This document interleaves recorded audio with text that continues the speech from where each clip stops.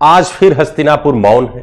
महाभारत सिर्फ एक कुरुक्षेत्र में नहीं हुई थी। महाभारत उस दिन शुरू हुई थी जब सत्ता ने सवालों पर मौन ओढ़ लिया था, जब भरी सभा में अन्याय खड़ा था और धर्म झुकी नजरों में कैद था।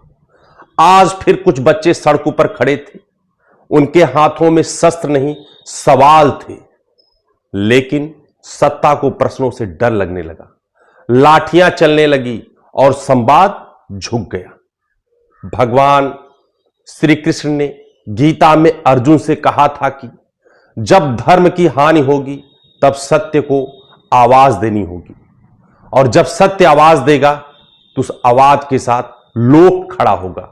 धर्म का अर्थ केवल पूजा करना नहीं होता। धर्म का अर्थ है न्याय के साथ खड़े होना, सत्य के साथ खड़े होना, निर्बलों की आवाज सुनना और कमजोरों की आवाज बनना।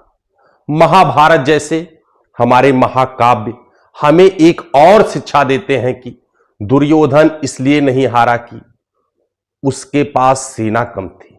वह इसलिए हारा क्योंकि उसने हर सवाल का उत्तर अहंकार से दिया, दंभ से दिया।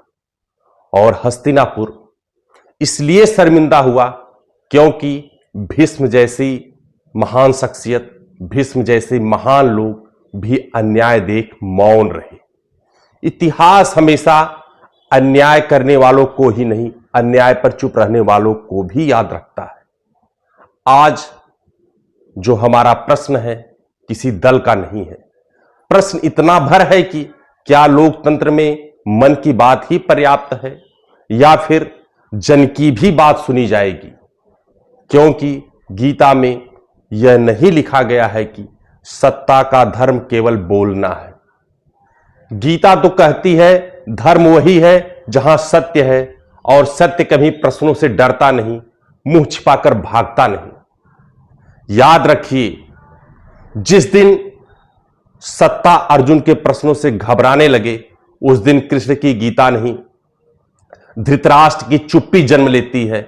और जब किसी राष्ट्र में धृतराष्ट्र बढ़ने लगे तो महाभारत दूर नहीं रहती है। जय श्री कृष्ण।